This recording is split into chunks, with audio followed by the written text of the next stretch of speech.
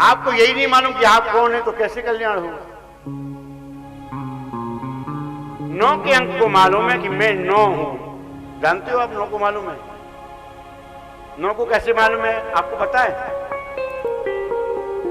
9 आरंभ में भी 9 है, अंत में भी 9 है, मध्य में भी 9 है।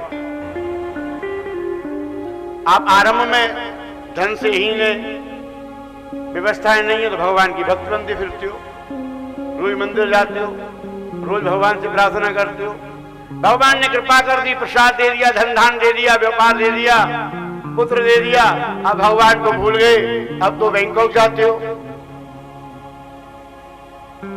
हांगकांग जाते हो, अब वृंदावन थोड़ी जाना है, अब तो पैसा आ गया। भगवान कौन होता है?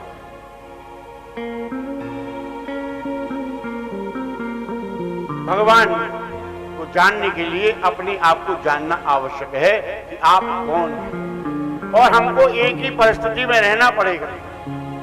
भगवान के साथ में छल नहीं कि आप पैसे वाले हैं कि गरीब हैं। भगवान के सभी भक्त हैं और उनकी कृपा सभी को समान रूप से प्राप्त होती है।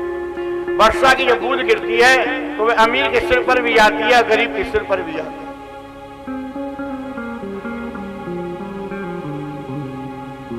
नौ काम पाड़ा तो बोल दो।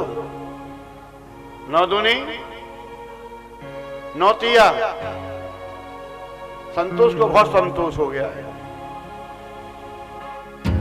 तो पाड़ा तो बोलो भाई। 9 काम 9, 9 दूनी 1 और 8 कितना हुआ?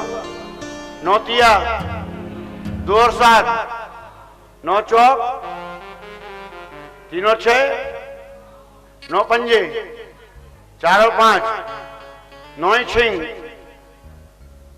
अब तो बोलना ही नहीं आता। 54, 54, 5 और 4 9, 9 7, 6 और 3, 9 8, 72, 7 और 2, 9 नाम 8 और 1, 9 धारे 9 और 0। 9 आरंभ में भी तो 9 था, मध्य में भी 9 था, अंत में भी 9 है। 9 के समान एक भाव रख करके जो भगवान की भक्ति करता है, हे माता, उसे मैं सहज प्राप्त हो जाता हूं। कभी बलवान बन जाते हो, कभी धनवान बन जाते हो, कभी दानी बन जाते हो, कभी कृपण बन जाते हो।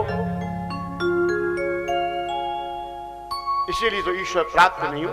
हमारी कर्म में भेद है, आचरण में भेद है।